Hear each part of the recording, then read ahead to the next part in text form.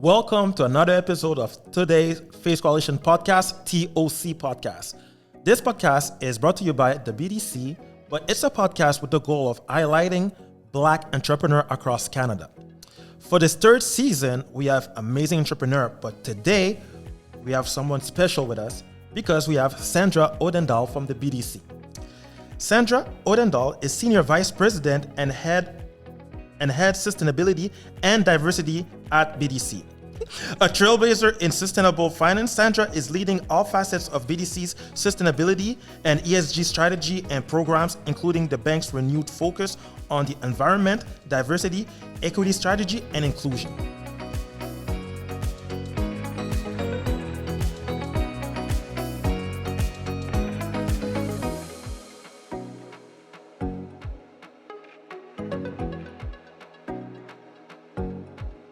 Sandra, welcome to the podcast. Thanks very much. Thanks for having me. It's an honor to have you today with us.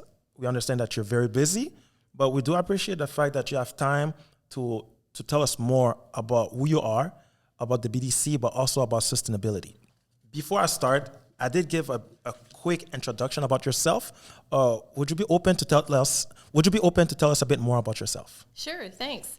Happy to do that.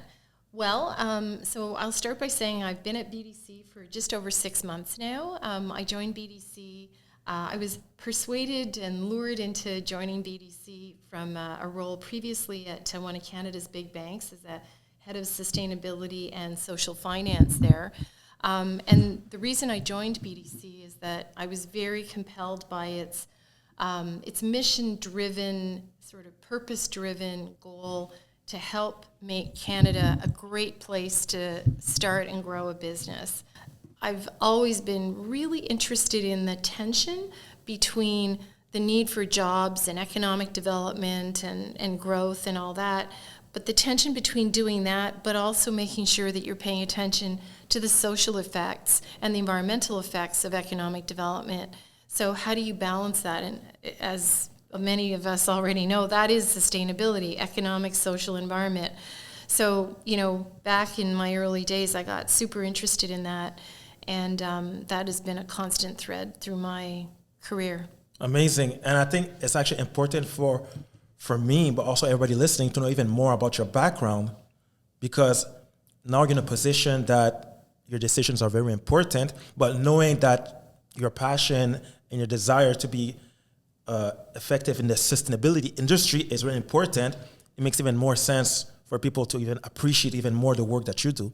Which brings me to my first question, which is, can you tell us more about your role at the BDC and the organization's commitment to supporting ESG efforts? Sure, yeah.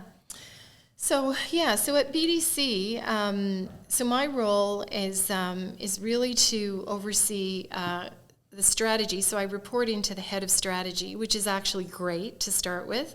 A lot of sustainability jobs, at least historically and even today, are housed in marketing or communications mandates, which has its benefits as well. Mm-hmm. But being right in corporate strategy is transformational, I think, in terms of helping to make sure that you're embedding consideration of economic, social, and environmental factors in everything the corporation does. So my role is sustainability strategy, and in fact, the first 6 months, I've been here 6 months in 1 week, I think. Yeah. Most of that time was actually developing, launching, putting together a giant working group and stakeholdering a new sustainability framework and strategy for BDC. So we got that approved by the board a few weeks ago. Now we're rolling out the implementation plan with our partners. So that's a big part of my role and my team's role is what does it look like to put this into every part of our business and our operations every day. Another piece of my role, and it's a piece of sustainability, but it also has its own focus, is DEI.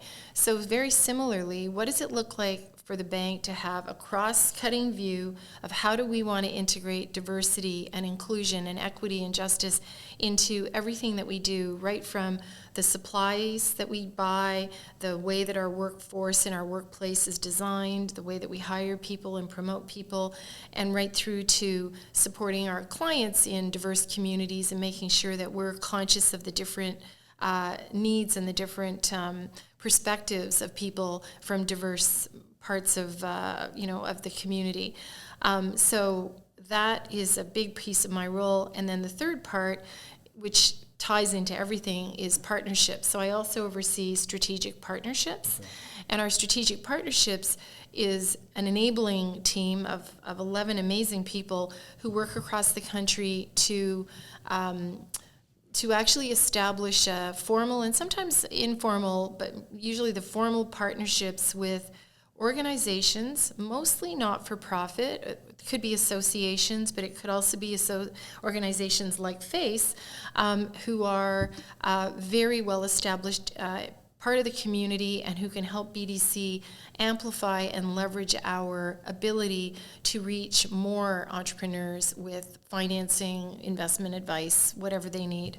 So basically, sustainability, diversity, partnerships from a corporate strategic perspective, but embedding all of it through the whole company. And as we heard before, you do have an extensive career in finance and sustainability with a wealth of experience. You did talk a bit about the background of you in sustainability, but we want to know what is also behind your passion in sustainability. Yeah. So I guess what I get fired up about definitely is this, it's sort of like this challenge that is never going to go away of how to balance environmental, social, and economic issues. And I think it's a really, really powerful framing for everything. Like you see it when you read the newspaper and you see that, like in France last year, they wanted to, I think it was raise the prices or the taxes on fuel. I can't remember the exact thing. And les gilets jaunes, people were literally marching in the street. Well, that's the intersection of environmental, economic, and social. If you push too hard on any one thing, you end up creating, maybe it's well-intended and you want to solve an environmental issue, you want people to use less gas or something. I'm not sure if that was the reason for the price increases, but you could literally have people rioting in the streets because they feel like, oh my gosh, I can't afford things now. So you have to always be balancing these things in the most appropriate way. The way that I got into finance, which is, I never expected, I sort of joke that no kid when they're 5 years old says, I want to grow up and be a banker. Like that never happens. And if that happens with one of your kids, you tell them to go play outside because obviously they really need to get outside and play some more. But, I got into banking when I was working as an environmental and social impact assessment person on resource developments. And, was curious about the bankers who would come in, they would be all like freshly ironed and pressed clothes, and we would be carrying sample bottles with our hard hats and boots and sweating. And I was like, oh, I think that might be a nice job someday, whatever it is they do. And, learned more about how it was such an important role for finance to also understand when they were financing large projects and large developments, what is the environmental and social implications for the region or the country to make sure the project succeeded. So I got very interested in that side of financing, and I ended up being recruited to work for one of the big banks. But correct me if I'm wrong, we just got off the small business month, right? Yeah. Did I say it? Yeah, that's right. The small business month. And on my side, I was doing kind of a few work around that. And I do also realize that since the pandemic, there's way more small businesses creating more jobs, and the big corporations are going less at it. So that being said, when you said about the thing that, with the BDC, thinking about helping smaller companies as well, I feel like this is the future. Yeah. But also, those small business will become the big businesses. Yeah, we hope so.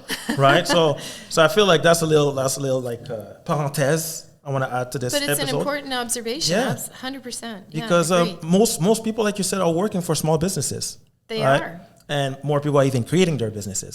Absolutely. So, and the time it takes for people to create a solution, to find an answer to a problem, usually starts more with the small businesses, like you said, because it's actually faster sometimes to make They it can happen. be agile, yeah. And then, I mean, if they're really great, sometimes they get acquired by a big company. Exactly, yeah. Which is both good and bad. It depends. But yeah, no, it's absolutely. They're just so critical. I also just, when I, driving here and in my own neighborhood in Toronto, I think we also really can't overstate the importance of small business to the social fabric of our communities. Like we saw that during the pandemic, right? Yeah, totally. When businesses were getting shut down because they just couldn't, they couldn't operate with nobody allowed to leave their house. And if they didn't have the kind of business that you could do online or remotely, it was just not worth staying open. Now, we had a lot of support in Canada, so a lot of businesses ended up doing okay, so we're kind of lucky that way. But for sure, it was super hard for many businesses, and I'm sure in Montreal it's the same.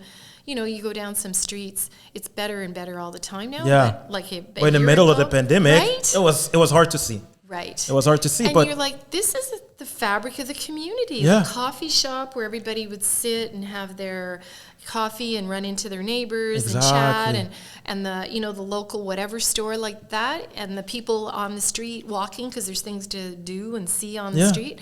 So small business contributes hugely to social and economic good. And so we got to make sure to support them properly. So could you share with us why investment in sustainability is so critical now and in the future? Yeah. I guess a couple of things. So I think, first of all, sort of from the point of view of society, and then I'll talk about why investment is important for business. Mm-hmm. So I think clearly from the point of view of why it's important for society, it has to do with what we're seeing as some of the downsides of ignoring sustainability. So, and when I say it again, I think about economic, social, and environmental stuff. So, economic inequality. So the more that people visibly are seeing in different parts of the world, huge disparities in wealth and poverty. And again, I want to say that in a lot of these things Canada does pretty well compared to some places, and but we're not perfect. Mm-hmm. But certainly there's parts of the world where that economic inequality and disparity is what is putting fuel on the fire of these populist movements and politicians that are talking sometimes a little bit crazy talk and conspiracy theories and all that stuff. Like when people feel that no matter what they do, they're excluded and they just can't get a break to move up the ladder, but then they see these other people becoming millionaires, bazillionaires, there's something not right there. Yeah, and totally. When you see that, I mean, that's a factor in sustainability, like inequality and lack of equity. So we see that now, and partly too because you can transmit information in the blink of an eye more and more, and so you see it. The second one obviously is climate change. It's not just theoretical anymore. It's like we see it. Oh my God, every day, right? Like, yeah, we see it now. There's too much water over here, not enough water over there. There's the roofs are blowing off houses over here. Like I was saying to somebody today, like I love my neighborhood in Toronto. We have a lot of big trees, but I swear to God now, every time there's a storm, giant branches fall down. Oh, yeah. And, it's the hydro wires are, there's power outages all the time because the storms are so aggressive now. We're not imagining that. It's real. So, and that's just, and then we're in a developed country where we have a little bit of resilience, and then you just see the stuff like the floods in Pakistan, all these people literally dying or being just 20 million people were displaced or something insane. I know how many, but a lot. It was a lot. So that is oh wow, you cannot ignore these things. It's really problematic if you do. Other things that we also see, infringements on human rights, labor rights, again, it transmits around the world in an instant. You see people being human trafficking in order to, right. So all that stuff is I think there's a reality check on people that, economic development is important, but there has to be some kind of principles around it, or else why are we, what are we doing? And so then I think why it really matters to business, probably is 3 top reasons to me is number 1 is their customers are seeing this too and they care about it and they expect business to be part of the solution. So when I say customers, I'm thinking both the people on the street, especially the younger people. They're very interested in how responsible is the company that they're buying stuff from, how responsible is the product. They ask questions, and boy, you don't want to have them cancel you on social media. No, you don't want to be canceled, exactly. You know, sometimes maybe a little too quick to judgment there, but still. So your customers are looking at this, and actually something that we're going to be talking more about at BDC and something that I think is a really important factor for a lot of small business. If you want to scale up and be a bigger business and sell to big companies, you better be ready to answer those questions. Yeah. Because those big companies and the government, who buy a lot of stuff, are asking their suppliers, what are you doing about equity? What are you doing? How diverse is your staff? Do you have any, findings against you for labor violations? What about your environmental strategies? What about your climate strategies? Like, you're having to answer those questions no matter how big or small you are. Yeah. So bottom line, your customers are going to be expecting it more and more, big customers and little ones. Number 2 is that your talent. So war for talent, really low unemployment rate in Canada right now. And the younger talent, again, they care deeply about where they work and who they work for. And, I saw a study recently where IBM Institute, or whatever they call themselves, like the IBM consulting arm, did a thing with a survey of 10,000 people. And among the people who they asked, have you taken on a new job in the last year? And so there's a subset of that 10,000. 1/3 of those people who took a new job said that they had deliberately turned down a job or disregarded a job possibility because they didn't like the company's corporate responsibility behaviors. Yeah, that's a lot. That's crazy. Right? It says a lot. People are more aware of what's happening. But even since you've been talking before about that, and even before this podcast episode, it got me thinking. I used to go to a lot of networking events. I'm talking like, let's say the Web Summit. I don't know if you're aware of that conference in Portugal, where a lot of business owners will talk about their business. And I know that 7 years ago, sustainability wasn't a thing that was so important at the time. And I feel like you're a leader in that industry because you decided to take on positions, roles, and responsibilities even before we could see things. And the fact that now people are seeing it more and people want to make decisions, and like you said, the new people going to jobs and wanting to work for companies that are, let's say, responsible and all that, it's good to trust someone like you that's been in that industry for a while, because you already know the pattern, you see what's good, you see what's happening, but you also have a vision about what's coming up as well. So I just want to say this is amazing. Well, it's good to keep talking to different people, though, because this is a space that changes all the time. Exactly, because before it would be a certain type of industry. Yeah, exactly. But now it's taking more and more industry. Let's say when you talk about young people declining a job because of how the company is involved, right? Sometimes it might be even a restaurant, right? Absolutely. Some people don't want to work at a restaurant because, you don't do this, you don't do that, right? So it's taking way more than just the environment. Yeah. But really more into the lifestyle of people. And absolutely. Right now it's the whole industry. If we talk business right now, we have to talk about this. Yeah. Right? No matter what your business is, we have to talk about this. I agree. So it's really important. What factors do you consider when proposing a sustainability initiative? What are common mistakes that companies make when attempting to establish a sustainable program? I think the most important thing if you want to establish a sustainability initiative is that you sort of have to understand, number one, what your stakeholders want. And by that I mean what's important to your customers, your employees, maybe your bankers or your financiers or investors, depending on the business and sector you're in. There's no one size fits all. A lot of people are like, oh my God, like I don't even know where to start. And I would say another thing that, like a practical tool, honestly, is something called the B Corp assessment. So B Corps are benefit corporations. Okay.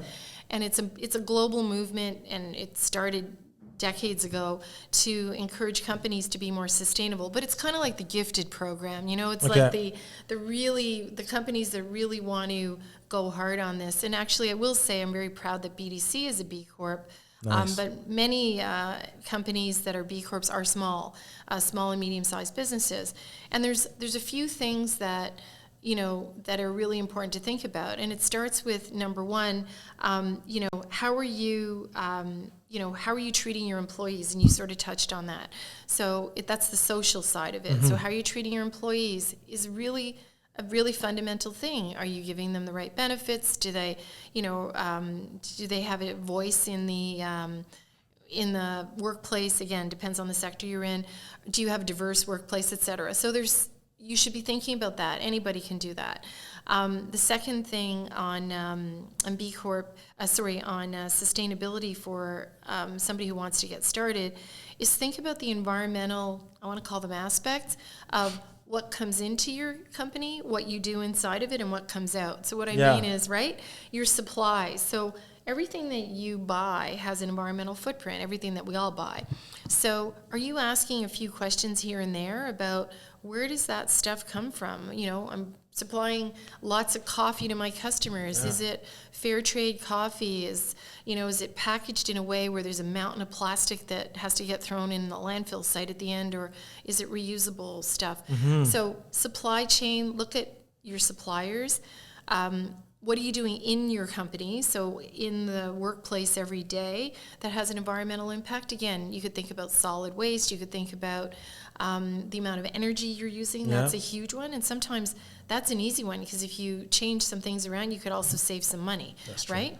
And then what's coming out at the other end? So your product, your service, or whatever, are you providing a product that is, first of all, is it inherently a product that's good for the world? That's always nice. But even if it isn't, is it a product that has less toxic chemicals, that's easy to recycle after the person uses it? So there's a whole bunch of things that you can do to think about the social aspects of your business. Right, and again, I always think about what comes in, what happens inside, and what comes out, and then the environmental aspects of your business that are not one size fits all, mm-hmm. but a lot of times there's some easy things you can do, and a lot of them will save you money, or could help you attract talent. Yeah. They might even enable you to attract a premium on your product or service, because there are a lot of consumers that are willing to pay a little bit more, not a ton more, depends again on what you're selling. They're willing to pay a little bit more if there's actual, has to be legitimate, not greenwash. Yeah. Legitimately, you're doing something that has a higher standard for environment or social.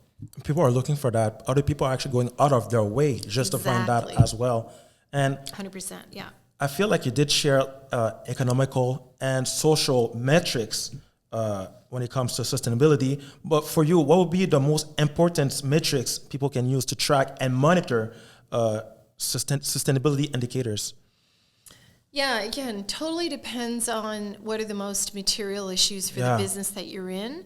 I would say on the social front, I do think you need to look at your supply chain. So you need to look at the sort of the labor practices and the diversity at the very basics of your suppliers. Mm-hmm. You need to look at that in your own operation. So I think doing DEI type measures on suppliers and yourself is very important. On the environmental front, I think a fundamental one for sure is your greenhouse gas footprint. But energy and greenhouse gases, usually that's a pretty basic one. Solid waste, I would say, is another one. So how much solid waste are you generating? It doesn't have to be fancy. It might be, how many bags of garbage do we put out every week? Yeah. We have a goal to reduce it by half. And it gets people getting creative. How much are we recycling? Those are some basic things you can do as well. I'll leave it at that. But I'm just thinking, if you just want to get started, if you're I don't know where to start, those are really important. And obviously the last thing would be to look at your competitors in your sector. Mm-hmm. And sometimes you can get some really great ideas from competitors, steal their best ideas, borrow their best ideas. And it also shows you a bit of a benchmark. Maybe you're already doing better than them, and that's great. And maybe you should be talking about it more to your customers. I don't know. But you see, you're talking about that, and now as a small business owner, my mind right now is running. Yeah. Because I'm thinking about how many garbage bags do we throw out every week? we're doing this video shoot, this podcast, and I'm looking at, okay, we turn off the light over there. So for you listening to this podcast right now, this is like out of the podcast. I just feel like you should take a time, sit down, look at your business, like Sandra said, look at your bills, and look at different ways that you can actually reduce it. Because if we all do that, it would make a big difference on the long term. Absolutely. Right? I actually have a little story that I want to weave into this. Yes, and, please. I jotted down some notes on it, but just on that front. So here's an example. So I'm going to get his name wrong, but it's Peter Olorudium. So he's born in Nigeria, came to Canada for university, and he was working as a computer specialist. And he was seeing how much waste was going to landfills, and he was kind of worried about this. So he decided to create a company, so it's called Harvest Recycling, to reduce waste through recycling. So he wanted to make sure that companies had an easy way to dispose of their solid waste at the appropriate site. Like sometimes it shouldn't go to landfill, it could go to, a recovery thing if it had metals in it or plastics or whatever. So sort of like sophisticated recycling. So he started the business in 2010 as a part-time side job because he was still working full-time. It was him and a truck. And today he's got 7 employees, and his clients include, companies like 7-Eleven, Starbucks, and Tim Hortons. Wow. Yeah, so it's just an example of kind of like what you're saying, like, hey, you look around your business and you go, I might be able to do something a little different here. And, in Peter's case, he was working for somebody else. So he turned it into his side business and turned it into a business that is now full-time because he could offer it to other companies. But, sometimes it's as easy as that. Well, not easy. It's because we're in the business, you're already in your business, so you know where your also, you're saving money. Totally. You're going to be saving money on electricity. You're going to be saving money, say, on the garbage bags, for example. Absolutely. It's actually an exercise that people can do that has 2 main benefits, such as you saving money, but also have a better practice in your business. Absolutely. Amazing. And, again, I think we can't underestimate how important that is when attracting talent. If you can do enough of those things and list them and talk to you're interviewing someone amazing for a new job, and maybe they have 3 or 4 options, and you're like, but our business also, we do this, this, this, and this because we care. And they're like, would I rather work for a company that cares or one that doesn't? Yeah.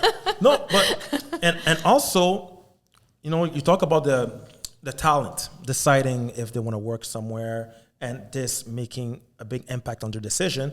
My next question was, what is the biggest risks corporations face due to their lack of sustainability focus? I do feel that, I don't know if that's the biggest risk, but for sure talent is one of the risks. They might miss on great talent just because of that. But would it be other risks that you can mention? Yeah, I completely agree with you. I think, especially in a very tight job market, I think that talent and knowing that Gen Z, I guess they are, the 18 to 24. I believe so, yeah. I lost, and are we going to restart the alphabet for the next bunch? I don't know how we're going to do that. Maybe at numbers. Definitely the younger generation, for sure, it's going to be a deciding factor for them for jobs. And then I would go back to customers too. Depending on your business, but either your retail, That's individual true. customers, or you're definitely, if you want to sell to some of the big guys, you're missing out. You're basically cutting off some of your potential growth opportunities because you're not going to be able to answer their questions appropriately. That's true. So there's actually a risk on your talent, which is on the inside, but also on the customer, which is on the outside. You got it. Yep. You have to take notes. If you're listening to this, you have to take notes. If you could name a business leader or mentor who has contributed to your success, who are they and what are some of their greatest teachings? Well, the mentor, the leader that I'm going to talk about is the professor that I did my graduate work with, is a guy named Dr. Doug Reeve, and he's top of mind because he's being nominated for a very prestigious engineering award, and I wrote a letter of nomination for him. They asked a few of us to write. So I've known him for years, since I was in grad school. He's now in his 70s. And so he inspired me because he's the guy who, when he was in grad school, he worked with his professor in the 70s, in the 1970s, and he was, Dr. Reeve is a pulp and paper scientist, engineer, like he, industrial kind of guy originally, but he created a thing called the Rapson-Reeve closed cycle pulp mill. So it was essentially, how do you make pulp and paper with no pollution? That was his idea. Yeah. And so he worked on this with his PhD and his research, and they tried to create a pulp mill that literally didn't pollute, like all the waste from one side could get burned in the recovery boiler, comes back. Yeah. Okay, I just want to say it didn't really work because there was a buildup of some of the minute contaminants, but this is like in the 70s, and it was really innovative. It was, so he's an innovator. So then he becomes a professor at U of T, and he starts this, this innovation center called the Pulp and Paper Center, which is where I did my master's, within the university, with the idea that engineers needed access to real industrial problems. Yeah. So that was good. And, people from industry who could give us all a reality check, who you could see where the research was being applied. But also, his other thing was you actually needed to learn a whole bunch of other skills. He made you take courses on presentation, on writing, so that you could communicate properly. Because, most engineers are terrible communicators. Yeah. But Doug Reeve's grad students, we were forced to learn how to communicate. He was a huge collaborator, so worked with people across the university and obviously across industry to build things within the university. So he built this pulp and paper center of excellence. And then when he was, got tired of that, he switched over to build a leadership training kind of institute within the university. Again, started within his department of chemical engineering. All the other departments in engineering and other faculties were like, wow, that is a good idea. Professional leadership development for students while they're still in school. Yeah. Built it out into and got funding from external sources, and it's now called the iLead, professional iLead. And its mission is engineers leading change for a better world. So anyway, this is a guy I did my graduate work with. He has, tons of patents to his name, zillions of research papers and books, but he's still the guy who will send you a note if he sees that you had a good career move, or invites you to things to mentor students. He stays in touch with his students and literally has created the next generation of leaders. Yeah. With both technical but also a view of what am I going to do for the world. So I want to be him when I grow up, because I just love the idea of seeing the connection between things, of not being afraid to try stuff that's new, of definitely also being, paying it forward. Like, how am I going to, you're a professor, it's kind of your job, but some professors are really into their research and they're not so much into the development of the students. Yeah. But this is somebody who was an excellent researcher, well recognized for that, but also was deeply cared about developing people. And you don't find that everywhere. Yeah. So that's a person who inspires me. You're talking about him, and I clearly see in your eyes you're really passionate about it, and the fact that you have so much respect for that professor. I'm going to put you as a professor role now. Okay. And I want you to know, to let us know actually, what's one lesson that you have learned in your sustainability work that you think everyone should learn and apply at some point in their life? So I think that the lesson I've learned about taking on sustainability and probably any challenge is to make sure you really understand the problem. Yeah.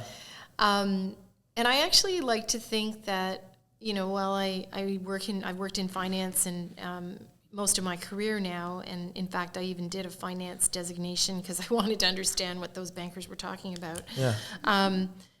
I think that it's something that you really get drilled into you when you do study science or engineering, and that is if you have an hour to solve a problem, you should spend 55 minutes understanding it. Because a lot of people rush to solve stuff, and they haven't asked, why is it like that? And what made that happen? And then what, like, why? So once you unpack the problem and you understand all the things that contributed to it and the things that contributed to those, and you got to, 5 whys or at least 3 whys drilling down into the problem, sometimes the solution becomes obvious, right? That's true. But if you just like, okay, it's this, okay, let's do this, it's like, yeah, you waste a lot of time. So I will say that one of the things that I think is really important is make sure you understand the problem. And you have to be curious, and you have to be willing to listen to things that you're like, oh my God, what? And then you're going to have to drill down some more because you never suspected that was the cause of it. But once you see that that could be something, then you got to take it a little further. Now, you also have to know when to stop and then start ideating on possible solutions. But that is probably one of the most important lessons to me, and something I really believe is key to solving, and the reason why we haven't been able to solve some really big, complicated systemic issues, like climate change. Yeah, totally. Like people, people want to blame this or that for. It's this sector, it's their fault, it's this fault. It's like, yeah, you know what? It's really complicated, and if you really want to solve it, you're going to have to unpack the problem. Exactly. And then you're going to start to know where you have to push the levers.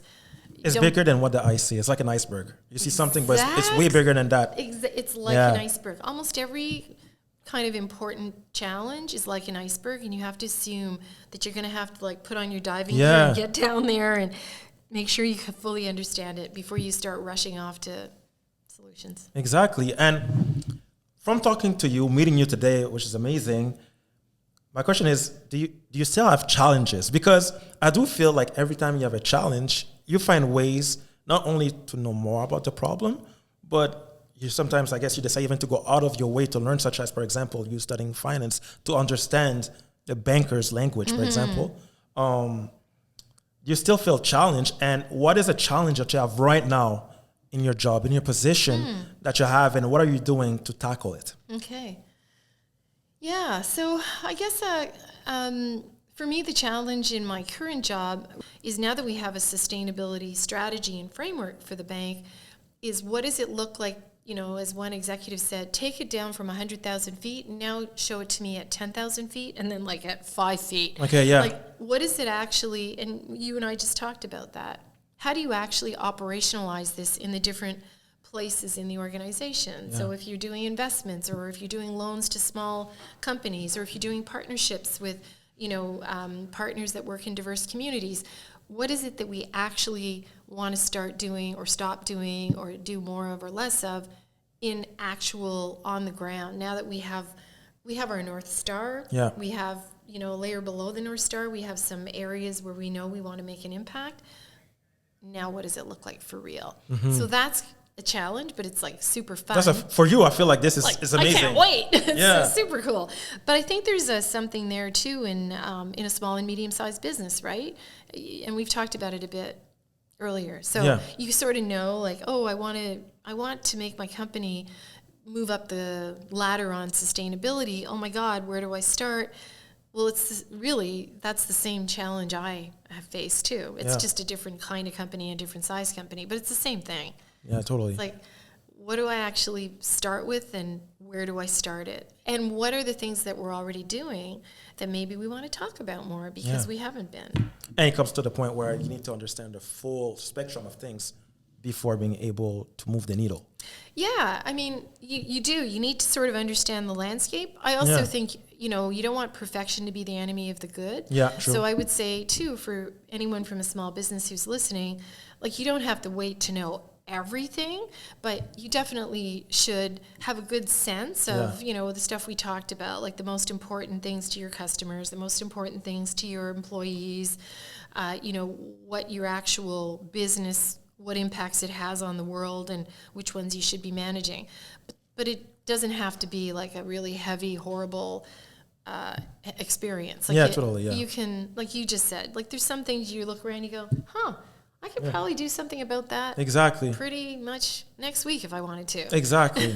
And one small steps, couple of small steps makes a big steps. Totally. And then Right. you learn from those steps. So, yeah. So when I say make sure you understand the problem, it doesn't mean that in the meantime you can't do anything. Yeah, There's totally. always some no regrets things Yeah. where it's like, I need to understand the full length of the full extent of the problem, whatever it is. But there's some stuff that, like, everybody already knows that, and there's a lot of examples, and I don't need to redo the research. Yeah. You know, I know that I'm making this up, but lower energy light bulbs use less energy than the other ones. I don't have to do my own research. Yeah.